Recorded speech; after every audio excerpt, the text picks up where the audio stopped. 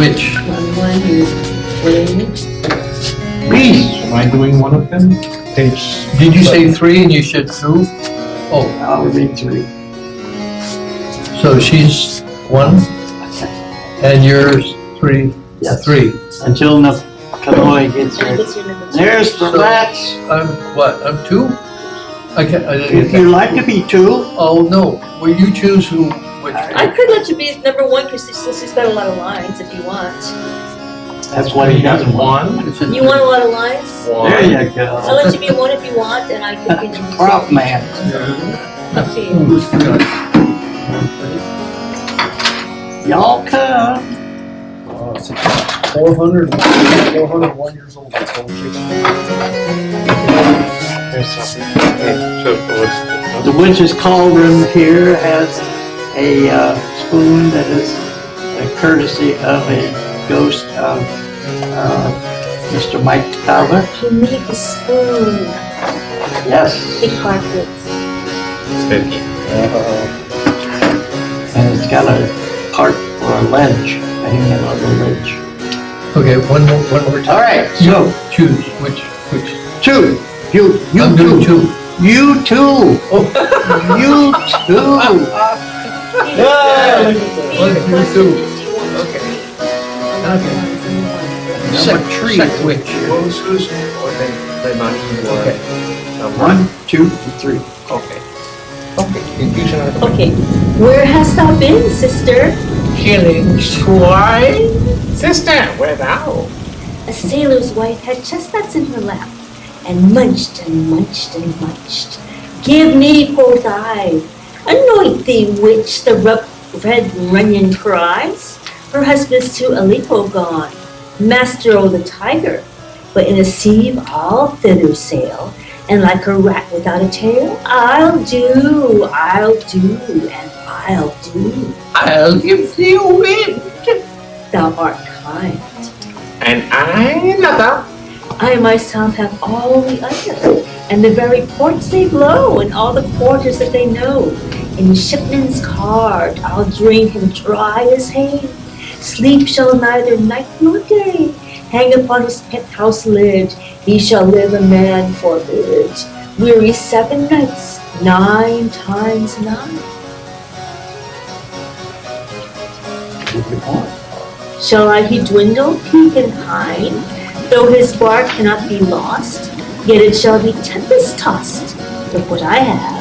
Show me. Here I have a pilot's thumb, wrapped as homeward he had come. A drum, Macbeth.com. The weird sisters hand in hand, potions of the sea and land. Thus go about, thrice to thine, and thrice to mine, and thrice again, to make up 9.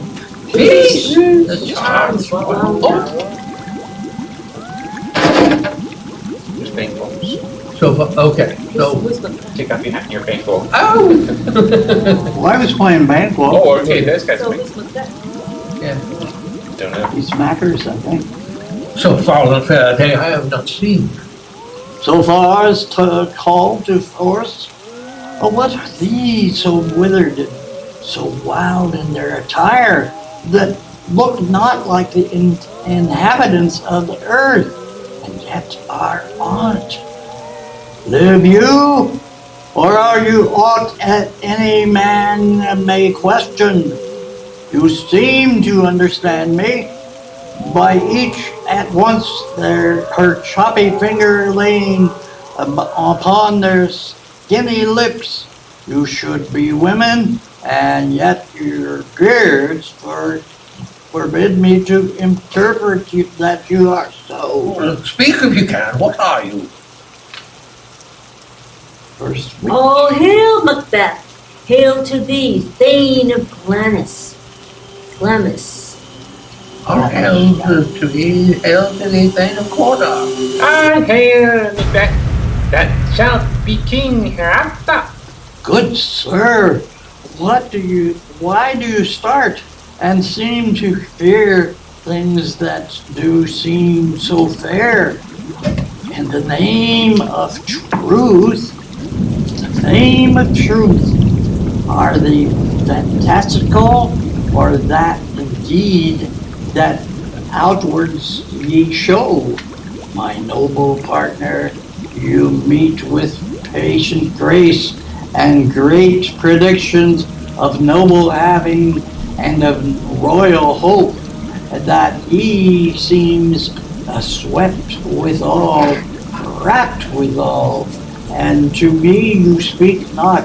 If you can look into the seeds of time and say what grain will grow and which will not, and speak then to me, who neither beg nor fear your favors, or your fate, your hate. Hail! Hail! Lesser than Macbeth and greater. Not so happy, yet much happier. Thou shalt great kings thou be not. So all hail Macbeth and Banquo. Banquo and Macbeth, all hail! Stay, good impertinent speakers. Tell me now. By Sinless death I know I am Thane of Glamis. But how of Cawdor? The Thane of Cawdor lives, a prosperous gentleman, and to be king stands not within the prospect of belief, no more than to be Cawdor. Say from whence you owe this strange intelligence, or why, upon the blasted heath, you stop our way with such prophetic greeting? Speak, I charge you. The earth hath bubbles as the water has, and these are them. And whither are they vanished? Well, into the air, and what seems composed, corporal, melted, as breath into the wind.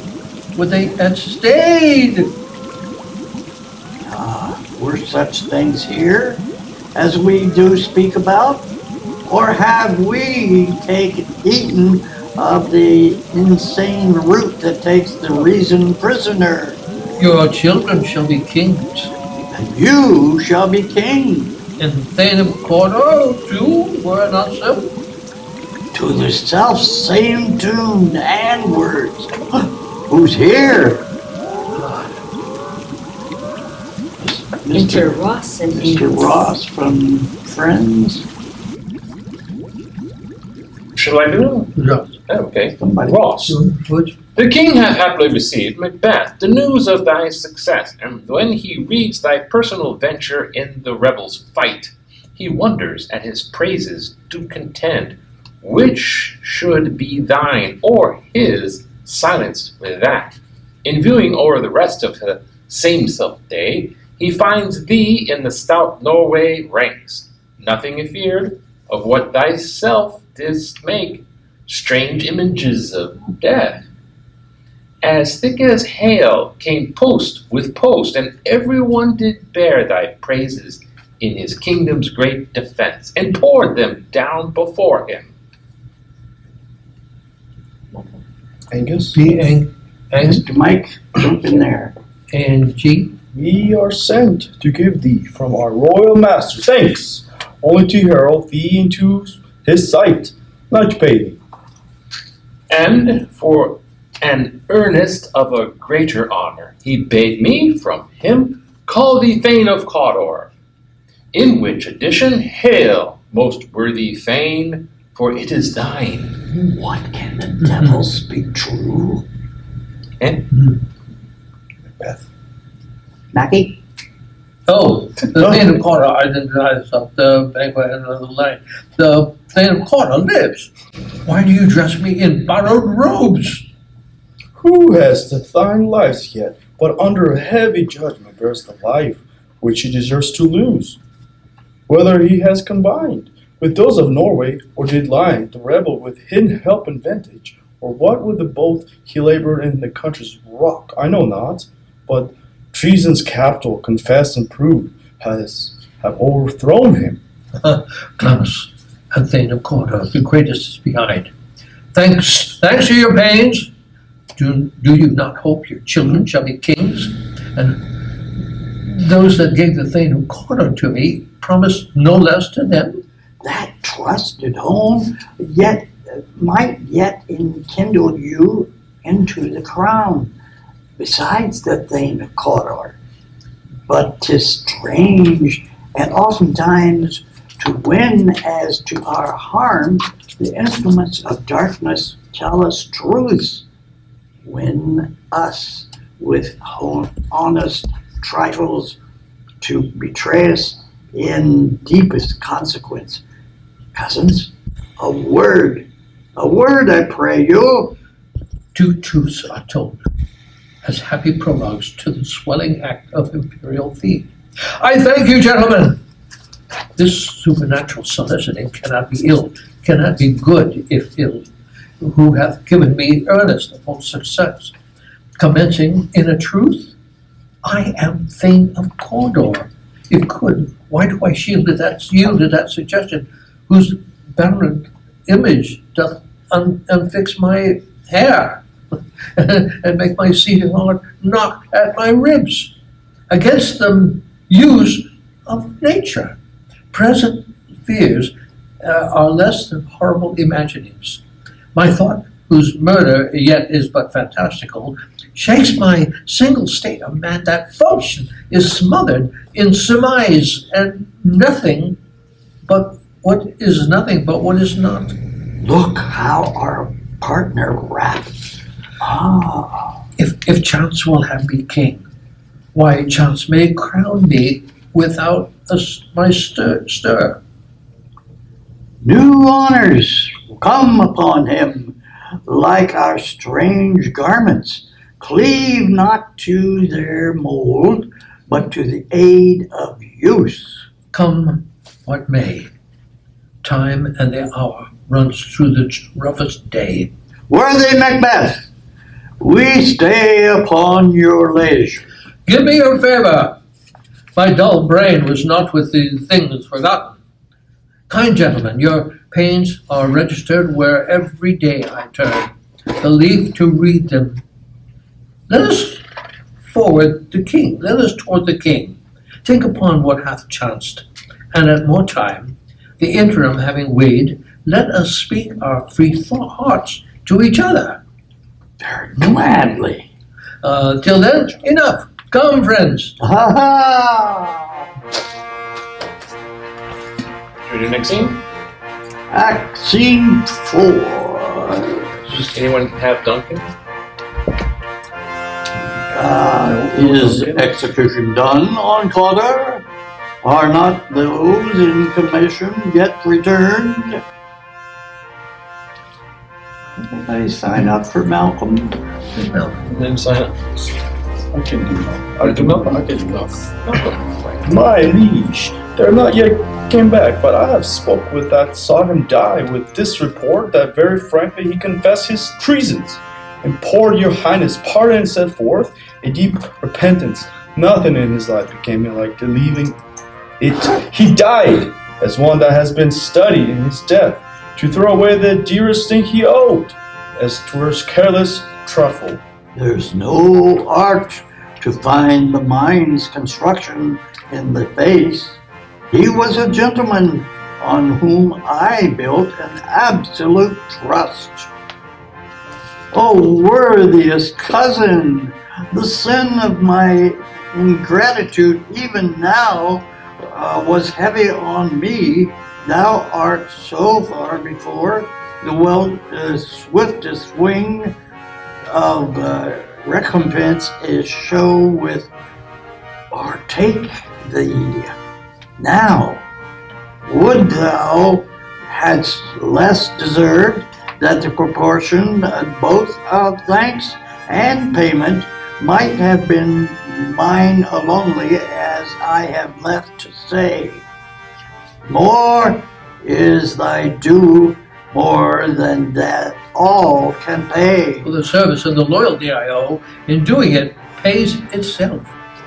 Your Highness's part is to receive our duties, and our duties are to your throne and state children and servants, which do but what they should, by doing everything safe toward your love and honor. Welcome hither. I have begun to plant thee, and will labor to make thee full of growing. Noble Banquo, thou hast no less deserved, nor must be known, no less to have done so. And let me enfold thee and hold thee to my heart. There, if I grow, the harvest is your own. My plenteous joys, wanton is fullness, and sick to hide themselves in drops of sorrow. Sons, kinsmen, thanes, and you those places are the nearest know that we will establish our estate upon our eldest. Malcolm, whom we have named hereafter the Prince of Cumberland, whose honor must not be unaccompanied, invest him only. But signs of noblemen, like stars, shall shine on all deservers, from hence to Inverness, and bind us further to you. The rest is labor, which is not used to you. I'll be used for you. I'll be myself the harbinger, and make joyful the hearing of my wife with your approach. So humbly take my leave. My worthy Cawdor. The Prince of Cumberland? That is a step on which I must fall down, or else all leap. For in my way it lies. Stars, hide your fires. Let not light see my black and deep desires. That I wink at the hand, yet let that be, which the eye fears when it's done to see.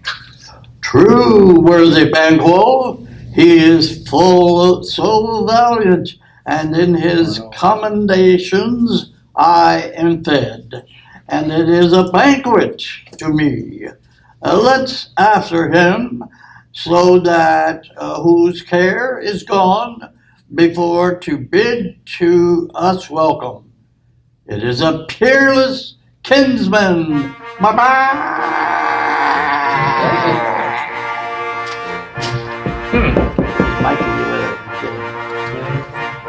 With the sound effects. Are we going scene 5? Yes. Scene 5. Yes. Enter Lady Macbeth. I brought my coffee. I brought coffee this time. got coffee. A room in the castle. I should put some. You got coffee there? Our witches. It's coffee. It's iced coffee. It's iced coffee. Oh, iced coffee's great. Hello, Mickey. Is that Mickey Mouse? But brought on here? Yeah, it is. Watch. It's 6:14. Oh, good Lord. Good evening. So, thank you, Mickey. All right, so we're going to start Act 1, Scene 5. That's right. Yes. Mm-hmm. They met me in the day of success, and I have learned by the prefect's report they have more in them than mortal knowledge. When I burned in desire to question them further, they made themselves air, into which they vanished. Whilst I stood wrapped in the wonder of it, came missives from the king, who all hailed me Thane of Cawdor, by which title before those weird sisters saluted me and referred me to the coming on of time, with hail, king that shall be. This have I thought good to deliver thee, my dearest partner of greatness, that thou mayest not lose the dews of rejoicing, by being ignorant of what greatness is promised thee. Lay it to thy heart, and farewell. Lammas thou art, and Cawdor shall be what thou promised, yet do I fear thy nature is too full of the milk of human kindness. To catch the nearest wave thou wouldst be great. Art not without ambition, but without the illness should attend it. What thou wouldst highly, that thou wouldst thy holily, wouldst not play false, and yet wouldst thou wrongly win. Thou'dst have great glamis, that which cries, thus thou must do, if thou have it, and that which rather thou dost fear to do, than wishes should be undone. Hie thee hither, that I may pour my spirits in thine ear, and chastise thee with the valor of my tongue, and all impedes thee from the golden round which fate and metaphysical aid doth seem to have thee crowned withal. What is your tidings? The king comes here tonight. Thou art mad to say it. It is not thy master with him, who, were it so, would have informed thee for preparation. So please you, it is true, our thane is coming, and one of my fellows had the speed of him who, almost dead of breath, had scarcely more than would make up his message. Give him tending, he brings great news. All right. The raven himself is hoarse, that croaks the fatal entrance of Duncan under my battlements. Come, you spirits, that tend on mortal thoughts, unsex me here, and fill me from the crown to the toe top full of direst cruelty. Make thick my blood, stop up the access and passage to remorse, that to no compunctious visitings of nature shake my fell purpose to keep peace between the effect on it. Come to my woman's breast and take my milk for gall, you murdering ministers, whatever in your sightless substance you wait on nature's mischief. Come, thick night, and pall thee in the dunnest smoke of hell, that my keen knife see not the wound it makes, nor heaven peep through the blanket of the dark, to cry, hold, hold. Great Glamis, worthy Carter, greater than both by all the hail thereafter. Thy letters have transported me beyond the ignorant present, and I feel now the future in the instant. My dearest love, Duncan comes here tonight. And when goes hence? Tomorrow, as he purposes. Oh, never shall sun that morrow see. Your face, my thane, is as a book to where men may read strange matters, to beguile the time, look like the time, bear welcome in your eye. Your hand, your tongue, look like the innocent flower, but be the serpent under it. He that's coming must be provided for, and you shall put this night's great business into my dispatch, which shall to all our nights and days to come give solely sovereign to sway and masterdom. We will speak further. Only look up clear, to alter favor ever is to fear. Leave all the rest to me.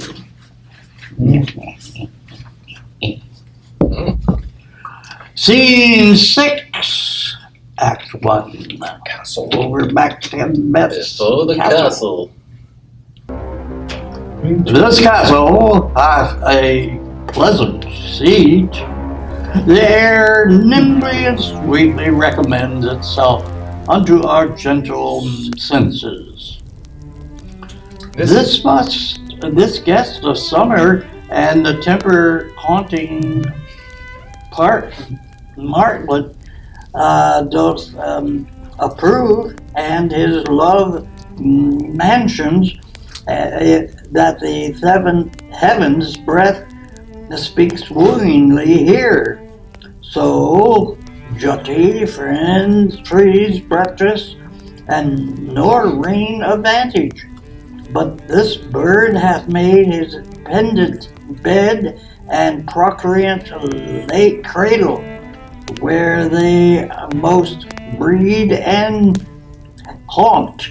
I have observed the air is delicate. Ah, Lady MacBeth. Ah, so these, see, our honored hostess, and the love that follows us, sometimes in our trouble, which still we thank to love. And herein I teach you not to shall bid God illness for our pains, and thank us for your trouble. All our service in every point twice done, and then done double. We're poor and single business to contend against these honors deep and broad within. Your majesty loads our house for those of old, and late dignities heaped up to them. We rest your hermits. Where is the Thane of Cawdor?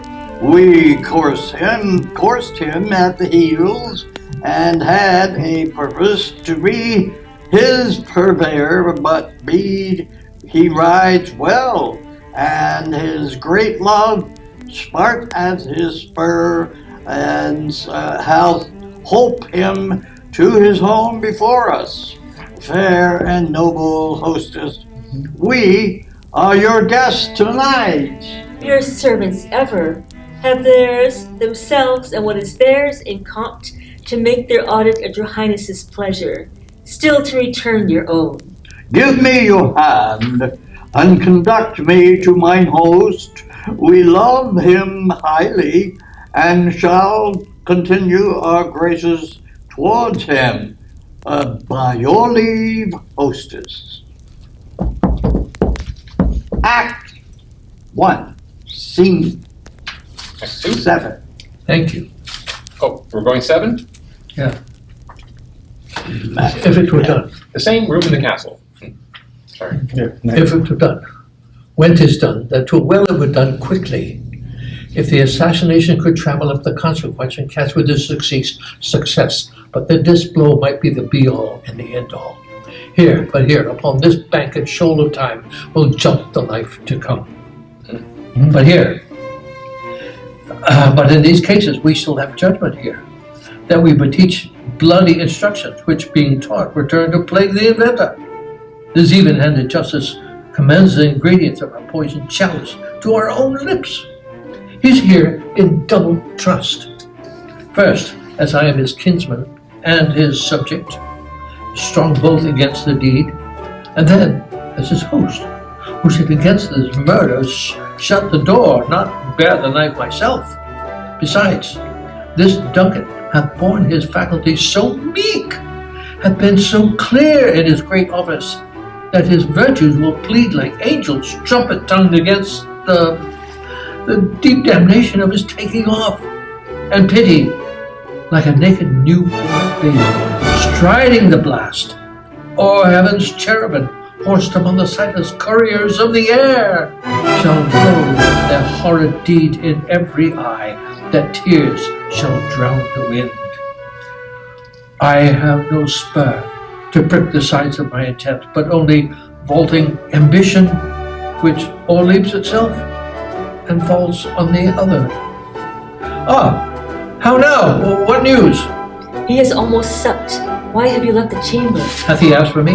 Though you not had, he has. We will proceed no further in this business. He hath honored me of late, and I have bought golden opinions of all sorts of people, which would be worn now in their newest gloss, not cast aside so soon. Was the hope drunk wherein you dressed yourself?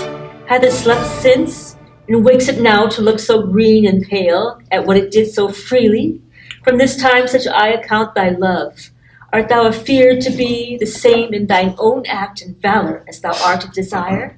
Wouldst thou have that which thou esteemest the ornament of life, and live a coward in thine own esteem, letting I dare not wait upon I would, like the cat, poor cat in the adage. Prithee, peace!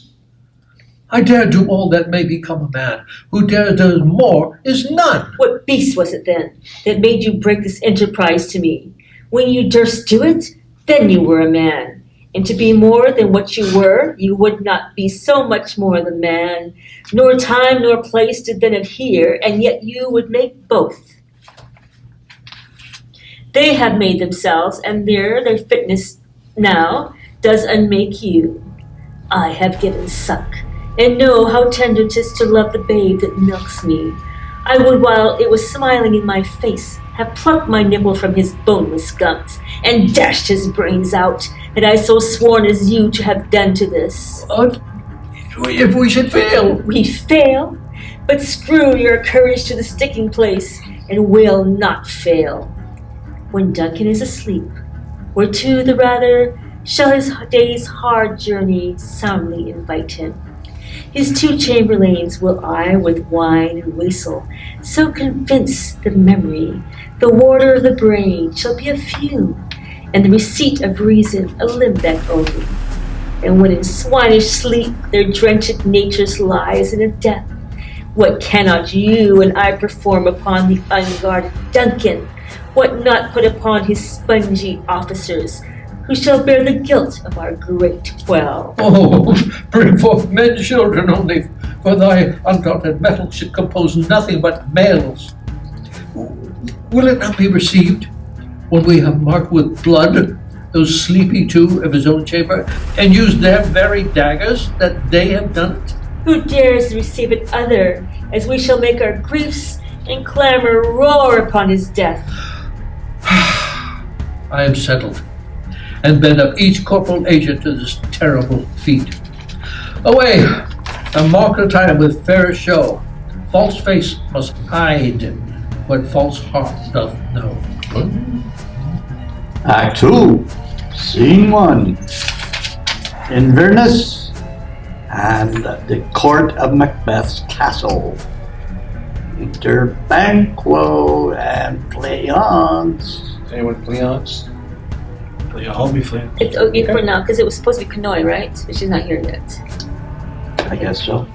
I hit twice. How goes the night, boy? The moon is down. I have not heard the clock. And she goes down at 12. I'll take it till later, sir. Hold, take my sword.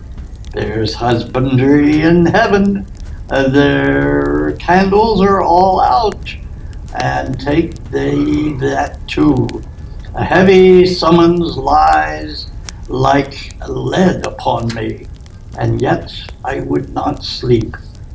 Merciful powers, restrain in me the cursed thoughts that nature gives way to repose.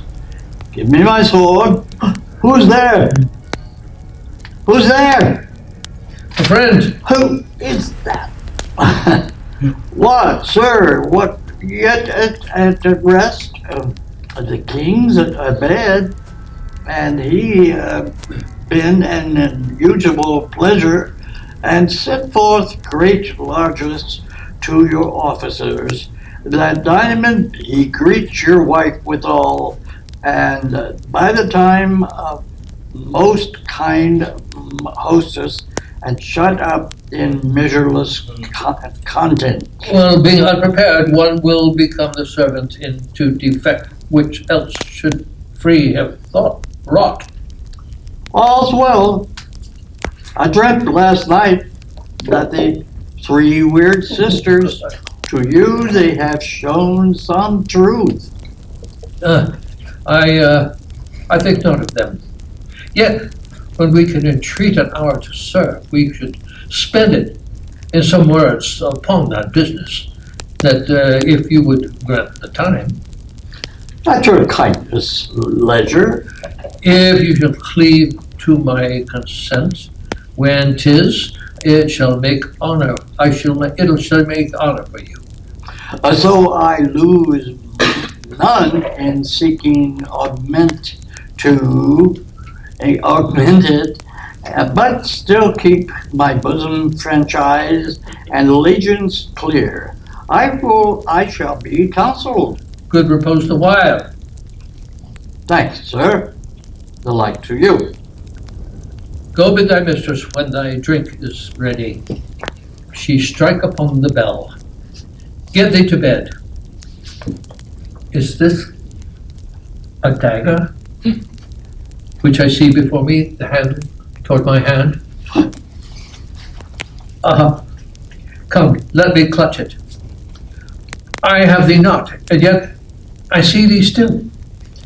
Art thou not, fatal vision, sensible to feeling the sight, or art thou but a dagger of the mind, a false creation, preceding the heat oppressed brain? I see thee yet. as form as palpable as this which I now draw. Thou marshallest me the way that I was going, and such an instrument I was to use, mine eyes made of the fools of the other senses, or else worth all the rest. I see thee still, and on thy blade and dungeon's goat of blood, which was not so before. There's no such thing. 'Tis the bloody business which informs thus to mine eyes. Now o'er the one half world, nature seems dead, and wicked dreams abuse the curtain's sleep. Witchcraft celebrates pale Hecate's offerings, and withers murder, alarmed by his sentinel, the wolf, whose howls his watch, and thus with his stealthy pace, with Tarquin's ravishing strides, toward his design, moves like a ghost. Thou sure and firm set earth, hear not my steps, which way they walk, for fear the very stones prate of my whereabout, and take the present horror from the time which now suit with it. Whilst I threat, he lives. Words to the heat of deeds too cold breath gives. I go, and it is done. The bell invites me. Hear it not, Duncan, for it is a knell that summons thee to heaven or to hell. Scene 2. The same. Enter Lady Macbeth. That which hath made them drunk hath made me bold. What hath quenched them hath given me fire. Hark, peace. It was the owl that shrieked, the fatal bellman which gives the sterns good night. He is about it. The doors are open, and the servited grooms do mock their charge with snores. I have drugged their possets, that death and nature do contend about them, whether they live or die. Who's there? What? Oh! Alack, I'm afraid they have a weight. It is not done. The attempt and not the deed confounds us. Hark! I laid the daggers ready. He could not miss them. Had he not resembled my father as he slept, I had done it. My husband. I have done the deed. Didst thou not hear a noise? I heard the owl scream and the cricket cry. Did not you speak? When? Now.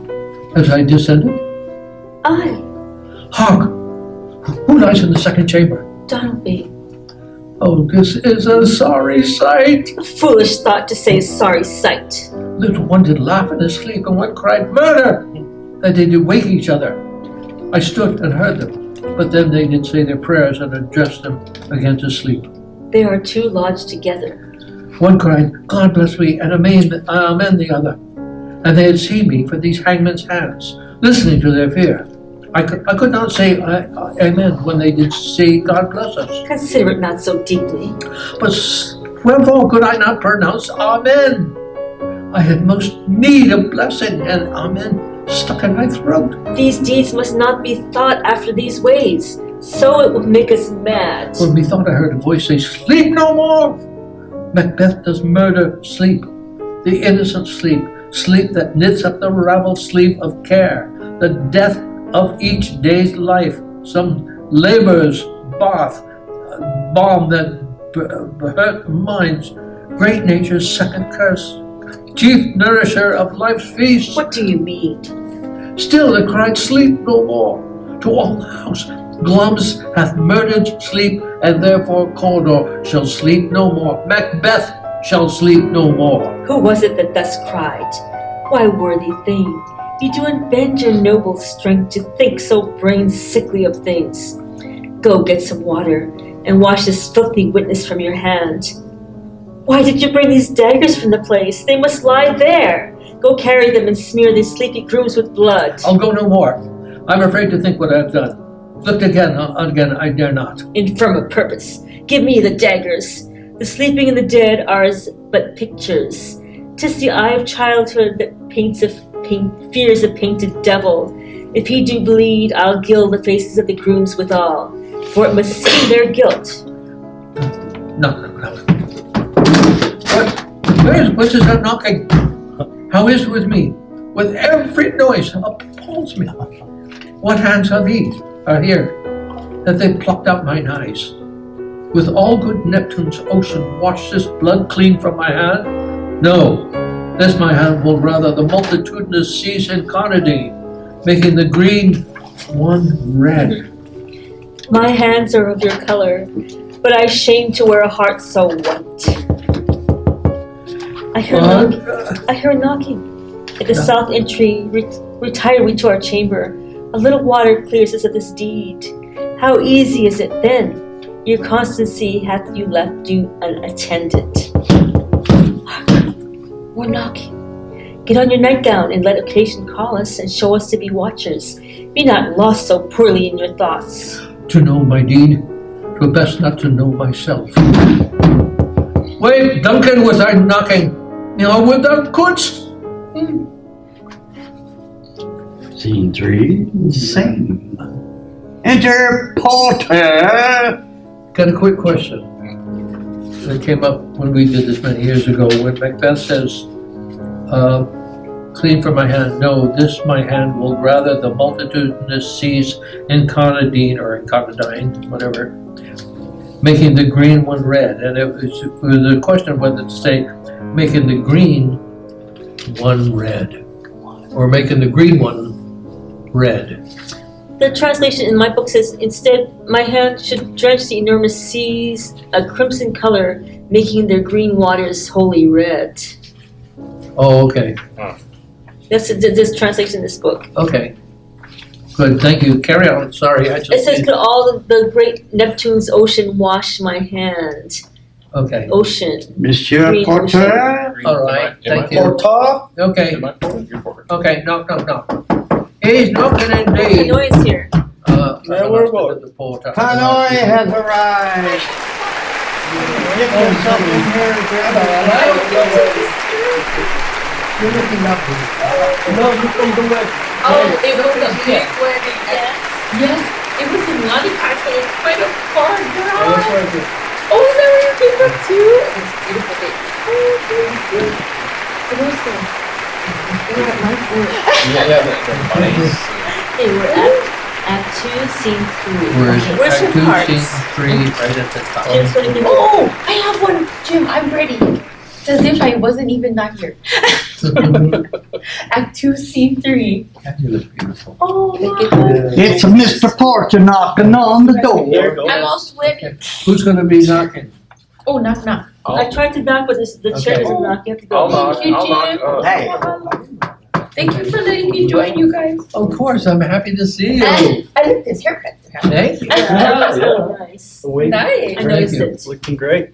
And when we take our break, I'll have to show you the back of my shirt, but not now. Okay. It's a Ruski. Okay, ready? Okay, I go. will wait for this. Scene 3. Enter a porter. I am. Hey, Mr. Porter? Thank you for knocking. Okay. Oh, is a knocking indeed. If a man were a porter of Hellgate, he should have old turning the key. Knock, who's there? In the name of Beelzebub.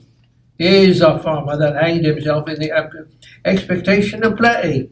It's coming time. Have napkins now. About you. Here, you'll sweat for it. Knock. Who's there? In the other devil's name. Faith, here's an equivocator that could swear both scales in either scale. Who's going to commit treason for God's sake, yet could not equivocate to heaven. Go, come in, you equivocator. Knock. Who's there? Faith, here's an English tailor, come hither, for stealing out of a French house.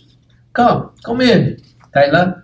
Here you may roast your goose. Knock. Never quiet. What are you? But this place is too cold for hell. I'll never pull it no further.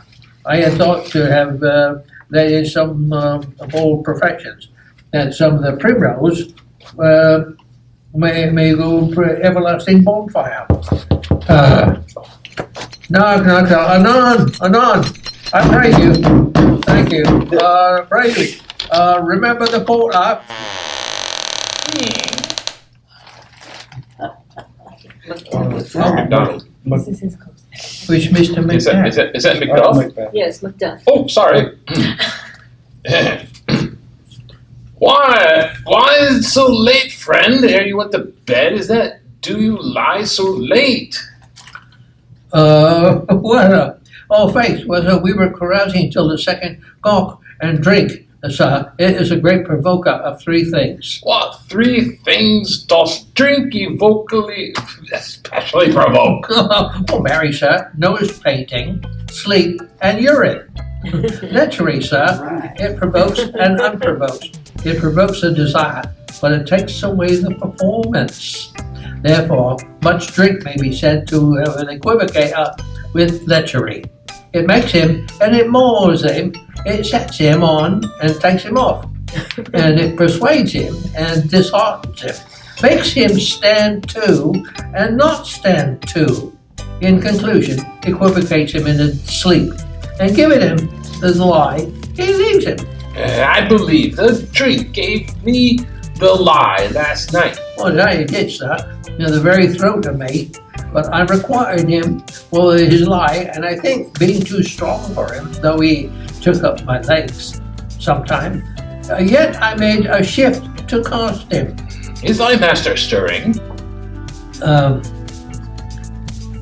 Our knocking has awakened him. Here he comes. Who's Good that? morrow, noble sir.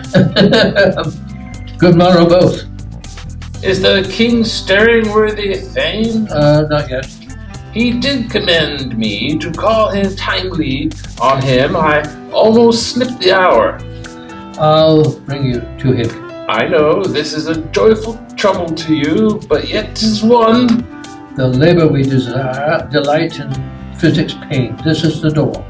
I'll make so bold to call, for style my limited service. Goes the king hence tonight? He does. He did appoint so. Is that yours, Mike? Who's Lennox? Macbeth, Yeah. Soldier Sergeant. Lennox. Is anyone Lennox? Kunal, what do you have?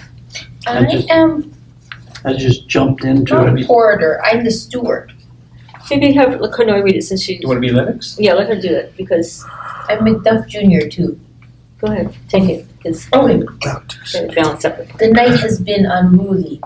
Where we lay, our chimneys were blown down, and as they say, lamentings heard i' the air, strange screams of death, and prophesying with accents terrible, of dire combustion and confused events, new hatched to the woeful time. The obscure bird clamored the livelong night. Some say the earth was feverous and did shake.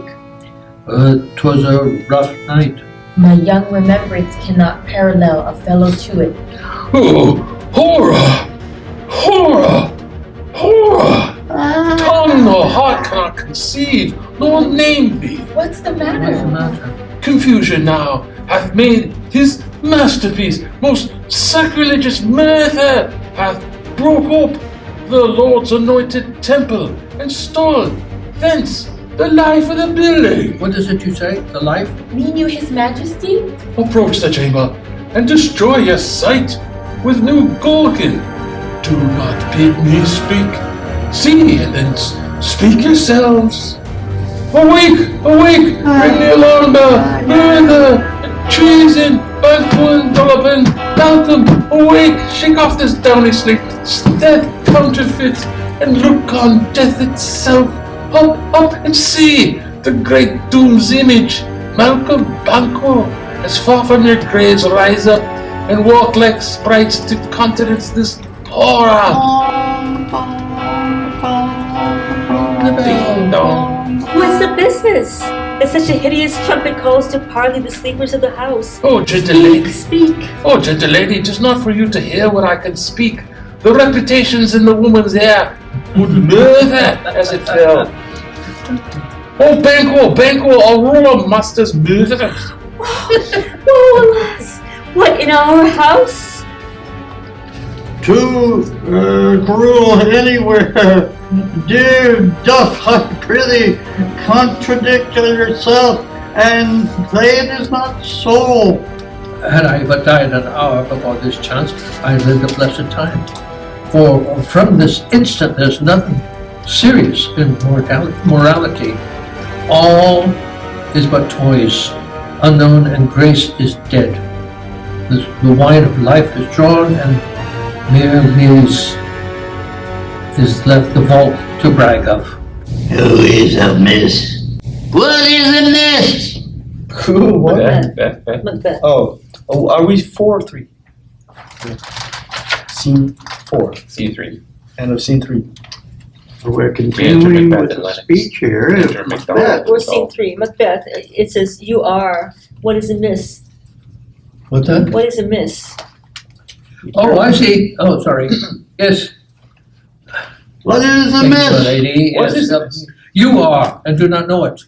The spring, the head, the fountain of your blood is stopped, and the very source of it is stopped. Your royal father is murdered. What? By whom? Those of his chamber, as it seemed, had done it. Their hands and faces were all badged with blood. So were their daggers, which, unwiped, we found upon their pillows. They stared and were distracted. No man's life was to be trusted with them. Oh, yet I do repent me of my fury that I did kill them. Wherefore did you go? So, Who could be wise, amazed, temperate, and furious, loyal and neutral in a moment? No man. The expedition of my violent love outrun the pause of reason.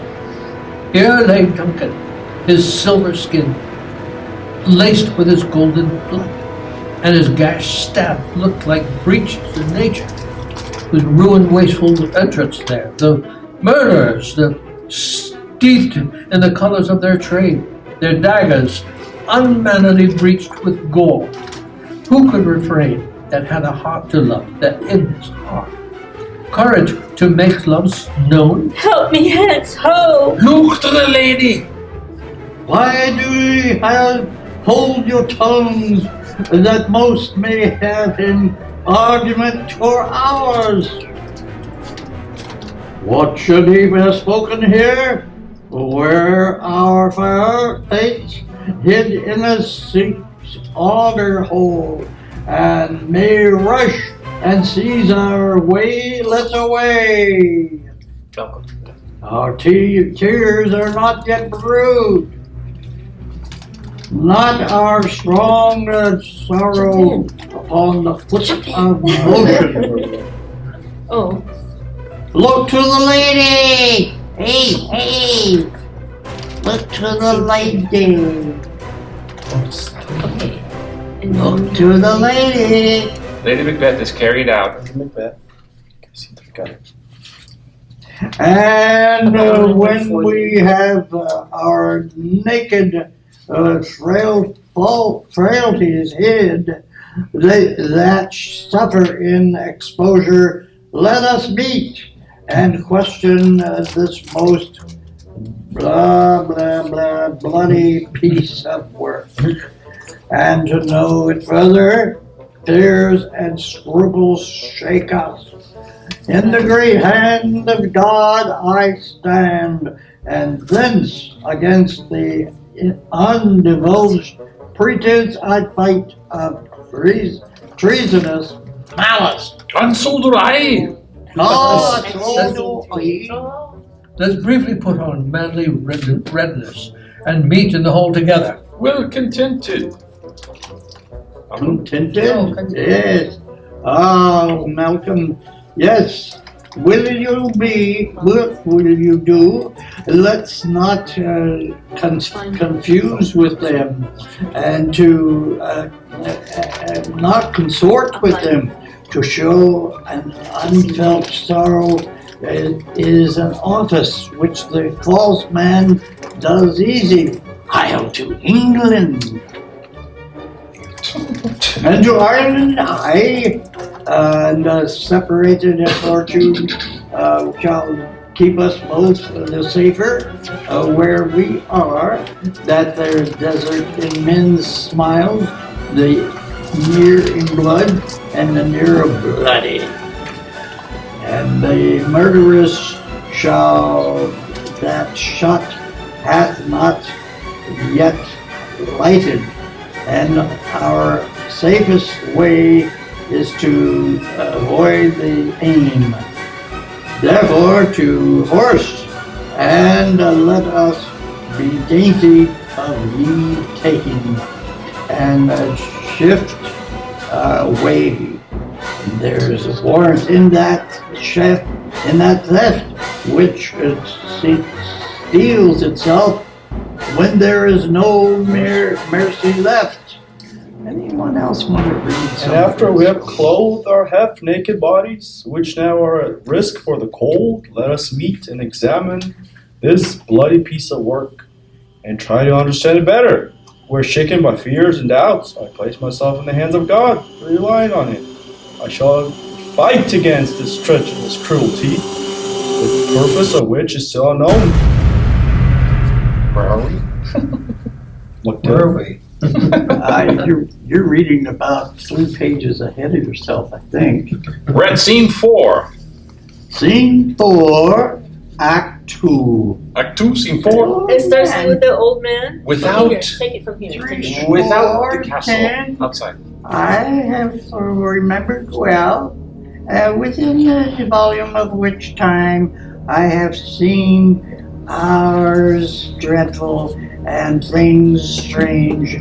But this here night hath fed all further knowledge. Ah, good father, thou seest the heavens as troubled with man's act, threatens his bloody stage. By the clock this day, and yet dark night strangles the travelling lamp. 'Tis night's predominance, or day's shame, that darkness does face the earth in tomb, when living light should kiss it. 'Tis unnatural from like the deed that's done on Tuesday last. A falcon towering in her pride of place was by a mousing owl hawked at and killed. And Duncan's horses, thing most strange and certain, beauteous and swift, the minions of their race, turned wild in nature, broke their stalls, flung out, contending against obedience, as they would make war with mankind. 'Tis said they eat each other. They did so, to the amazement of mine eyes that looked upon't. Here comes good Macduff. How goes the world, sir, now? Why, see you not? 'Tis known who did this more bloody deed. Those that MacBeth hath slain. Alas, the day, what good could they pretend? They were stubborn, Malcolm, Donald Blonde, and King's 2 sons, and are stolen away and fled, which puts them upon suspicion of the deed. Against nature still, thriftless ambition that will raven up thine's own life's means. Then 'tis most like the sovereignty will fall upon Macbeth. He's already named and gone scound to be invested. Where's Duncan's body? Carried to Combhill, the sacred storehouse of the predecessors and guardian of their bones. Will you to Scound? No, cousin, I'll to Fife. I thither. Well, you may see things well done there, too, lest our robes sit easier than our new. Farewell, father. God's be nights will go with you, and with those that would make good of the bad, and friends of foes, and will take a break. Yay. It's so funny because this book has a review after every chapter. Just mixing the accents. Why not? Try it out. Let's see what happens. So we're gonna start. It's a break. Break. Broken break.